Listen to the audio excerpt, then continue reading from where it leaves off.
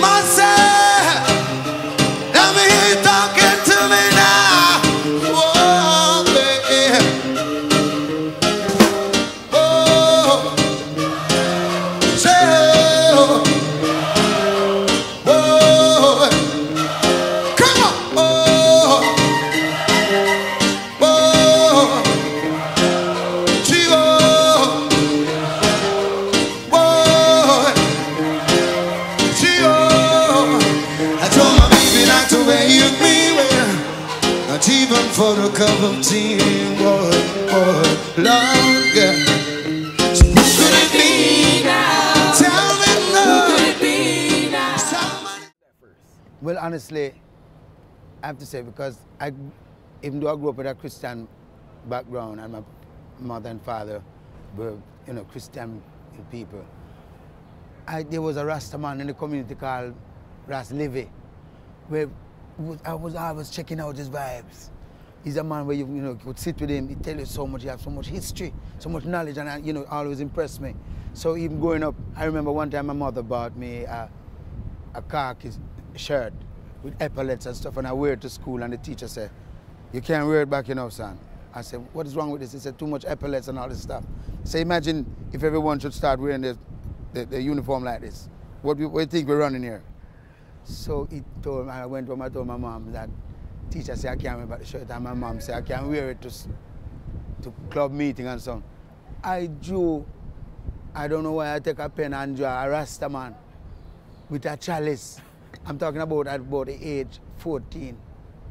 And my mother wraps me up about it, So it was dear in my mind. I think Rastafari is a thing where it's born within us. So it was a matter of time that it would come out. And even in the church, I was still searching for the truth, reading a lot of books and going through.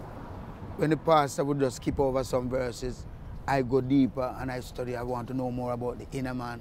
Ephesians 3 tell me about the power in the inner man and all these things. So when I reason with the Rasta man, he talk about the inner man and the higher one, and I say, okay.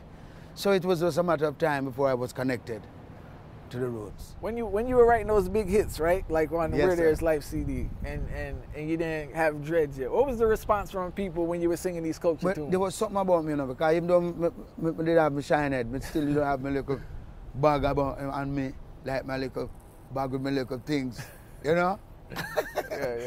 When I did song like One Way Ticket, I remember a lot of Rasta man come to a show one time and my head was still shine. And someone said, "Wait, are you sing the big tune of yours?" It's a ball, let us sing. Like, they were actually laughing. And I'm telling Virgin, I said, "Well, sister, so me think the man was a Rasta." Wanna go back on me, y'all. They work I so hard. I don't sing, y'all. All of my youthful days are gone, and me don't get no reward. Woman is a crying dog. Children are suffering. By any means necessary, I got to leave this system. So give me a one-way ticket, going back to Africa to live in Babylon. So there was always a little rutical thing about me, and I never too fancy the uptown dressing, and I was more kind of militant. So when I came out singing some of these big songs, they were not surprised because I had that kind of consciousness. I remember there was a Diane Wright show. It was a talk show that we used to, you could go and state your opinion, and early, long before I was even in the music business, I made it on that show. Because I was, anywhere I could find an exposure, a platform, or an opportunity to go and voice my opinion, I go there. So I remember I was there talking, and I was there talking about humanity. And so some people say, "Who is this youth? You have any song?" I said, "No, I don't have any song yet, but I have this passion for humanity. And I believe that if we send the right messages out there, if we send the right, right images, and give the people a right approach to life, and give them a pathway, I think this world can be a better." I still believe that. What point did, when you were growing into music, that you really got that boost in your confidence to know that, yo, right now I can do this. I'm gonna be a good singer. Well, you know, talking about the confidence to sing. Oh, I actually realized that I have this talent was at a club concert. We had this nice concert, and my sister and I, even though I used to sing in the church and sing a lot of choruses and harmonies, and even at the house, we do devotions. So we knew about singing really, but when I realized the power of music was when we had a concert, and my sister went up there, this song, when I want you in my arms, when I need you, I know your charms whenever I want you, all I have to do is dream. She was singing the lead and I was singing the harmony, and I'm telling you, we tore the place down. We couldn't come off the stage. Because, you know, this kind of penny concert, and everybody said, encore. And they kept sending us up back on stage. So this, from then on, I said, man, I know I got something. Yeah. And the second thing that really drove home the confidence to me was when I mastered my guitar well. That was another thing. You see, when you can play an instrument and it helps to boost your confidence, at least. And create melody. And create yes. melody. And it helps also with your writing and putting together. But one day there was this beautiful girl I was trying to beat, you know, to win her confidence. I'll get her my way, but she was giving me the hardest time. So I practiced a song, a nice song. This song called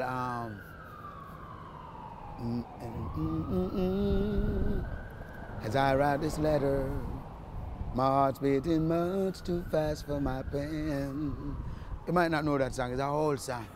Will I be in your arms again? To think I'll be with you. To think of those sweet, sweet kisses once more. Baby, that's all I'm longing for. But most of all, I just wanna hear those wonderful words. I love you. It brings sweet music to my heart.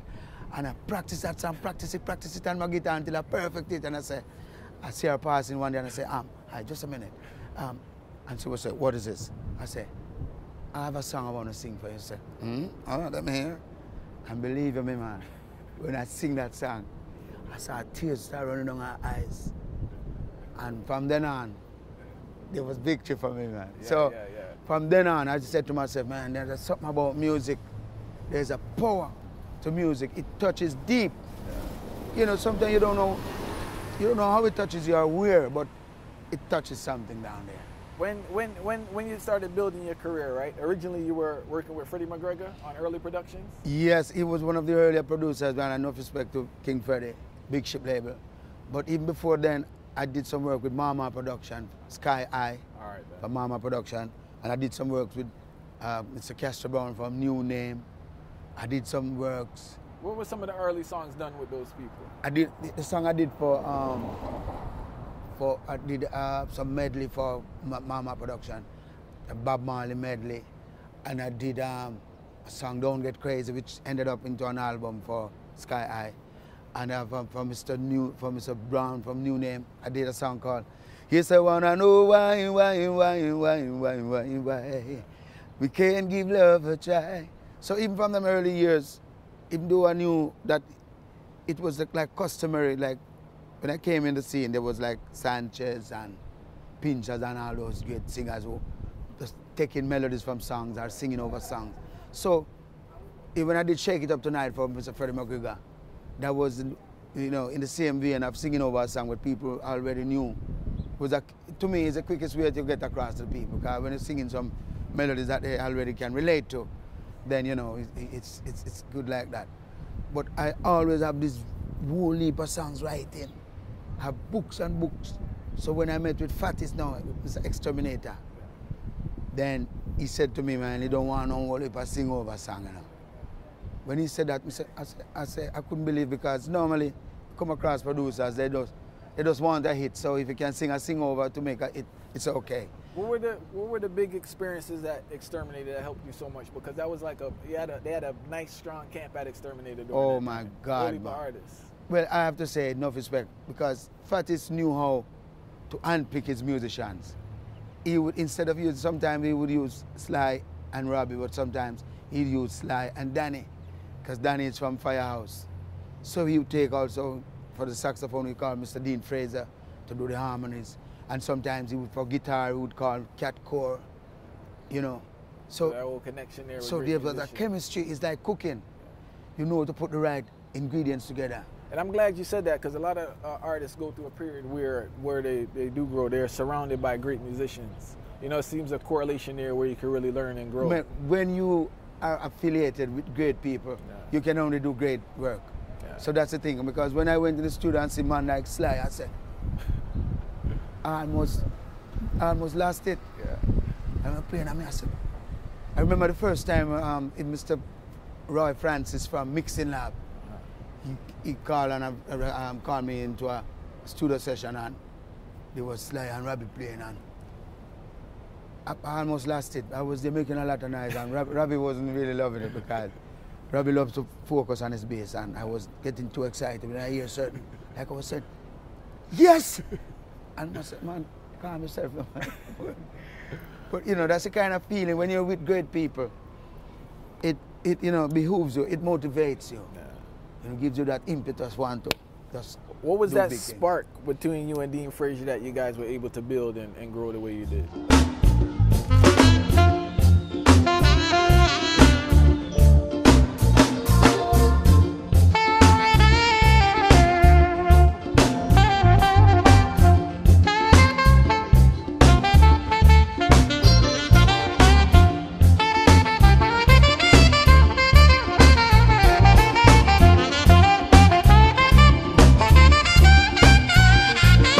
I think it started in the studio because when I do a song like Never Give Up, and when I go back and listen to the harmonies, and when I go back and listen to songs like Your World and Mine, and I said, because you do a song and it sounds good and you love it, but when you hear the harmonies and the horn section, you say, oh my God.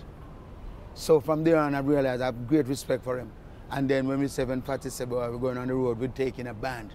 Because them days it was like Steely and Clevie, they were coming out with the computer thing, and a lot of artists were going on the tour in the 90s, doing the computer thing, and Fatis said, no, I love Fatis for that. I lift my hat to Fatis for that, because he was not the kind of producer who's gonna just follow suit and just do what other people doing. Yeah. He believes in authentic music. So with Firehouse in the studio, he said, let's go on the road with Firehouse. Yeah. And that was a big thing. And then Mr. Dean Fraser was my musical director. So having a musical director who knows the song, who helped to build the song, you can't have nothing better than that. Why is Dean Fraser so great? Because you write music, you produce, you do a bunch of things, even on the stage in regards to orchestrating performances. He's a genius. Mr. Fraser is a genius. Yeah. And, you know, I was just watching like the 1980s Sunsplash. And I saw Mr. Dean Fraser playing for Jacob Miller, Dennis Brown, you name it. He has played for every one of these great singers. Okay. Bob Marley, you name it. He was there from the beginning. So I say, with all this experience behind his belt and with his, he was born for this, man. Yeah. He was born for this. When the uniqueness about you is not just the writing, but with the writing, some people have social commentary, or some people do spirituality. Right. But you've been able to fuse the social commentary and the spirituality along with ability to perform. You know, so like, how did you have that talent where, because some people just say, you know, system, this and that, but they don't deal with the man aspect or the spiritual aspect. How were you able to merge those things in the music and still make it poetic when you write? You know, I think it boils down to having a broad a view of life. Yeah. You see, when you're looking at the bigger picture, it gives you a different approach. If you narrow down your mind, it narrows your expression also. So I believe that growing up, I think what has to do with my, one of the main things that has to do with my upbringing is, I used to take care of animals. I was the one tying out the goats, feeding the rabbits, and looking after the fowl coop and all them things there. So I have this connection with nature. So I have that passion. After a while, I do even want to see my mother. My mother used to love to kill like rabbit and Christmas. I mean, I have to lock up all my rabbit pen and all them things. Because I say, I never love to see my rabbit blood spill and all them things. Yeah. Even my rooster. My mother used to look for my fattest rooster. Yeah. I have to get extra wire and that padlock and lock down man before I cook. Because I say, I couldn't take it. In other words, I don't have that in me to see my rabbit when I feed her these days just get its neck slit by a knife and cooking down in the pot. I couldn't eat it. Yeah. There's something in me that tells me, man, this is life. You can't be taking life, man. Yeah. And these are like my pet, you know. Like, so I think growing up with these animals and, you know, in touch with nature, it has really taught me a lot about life and to have a love for life, love for people. And so because of this, I have a kind of broad approach to the whole thing. And where did the ability to perform come from? Because you have reggae, we have some great performers, yes, but you're one of the people where if a man don't know the music, he can go and be entertaining, get a vibe. And that's a rare quality, I guess, across music on the board. But where did you get that ability to perform? Well, you know what I did? Even in my early years, I started doing my little karate stuff and flicking and doing a lot of stuff. I learned because to me, I always tell myself, if you're going to be a master, because reading books like books on T-Laps and Rampart, and there's some spiritualists. And just name some books too. Just T-Laps and Rampart is a very big writer. It tells about astral projection and all this kind of stuff. So I was reading up some of these things and I said, you know, one day I was there meditating as it instructed me. Laying down, he said, allow your body to relax and don't move no muscle, just relax all your muscles. First you tense and then you let all your muscles out and just relax and lay down there. And after a while, some strange things will happen, like your soul will come out of your body. And so I started practicing this thing and honestly, I experienced that. Talking about out-of-body experience, I experienced it. So what really shook me up is that because all these years going to church, they will tell you a lot of stuff like, man, when you're dead, and this is that, and then. But then I studied the whole thing and I said, man, but you know what? There is more to life than just the physical. So I realized when you go deeper and try to connect the astral or the ethereal with the physical, then you try to become one with that spirit. Then you can do greater stuff. So this is what all these people who do kung fu and karate and all yoga and all this. These people who do yoga and dancing and they can do some things that marvel people because they go to the limit to make their physical body at one with their soul or their spirit. So with this now approach to life, I say when going on the stage, I can use all my skills that I have and put it out there too. Yeah. And I just go down some time, Lord, give me strength, face another day. Make it look. No, I don't believe say a man should have really just go sit down. I have to stand up on stage with a microphone. I can understand even Bob Marley, when he was playing his guitar, he needed a microphone. Yeah. You know, but every now and again, he would put his guitar down and just ignite the place, flash his locks and jump and disappear in a split second. So I realized that the greats, because when I studied the greats and watching like it's a toots. And the mate tells them, man, when you work with Jimmy Clifford, when you share stage with all them greats, it's a Barry Salmon and them great kings. You can't go there and go talk about your lame up. Because them kings, they kick it. Yeah. So I really learned from the greats. You know, when you talk about Mr. James Brown and all them man on the side, you know, they work. They don't go on stage and play with the thing. They kick it. I do shows already and promoters jump fence. Can't find him. We have to find a way to the airport and all that kind of stuff. But people come to the show and have a good time and say, man, Luci, see me at the airport and say, man, that show was the bomb. I see many shows, but this was the bomb. But they would know, say, I want to catch the promoter. So,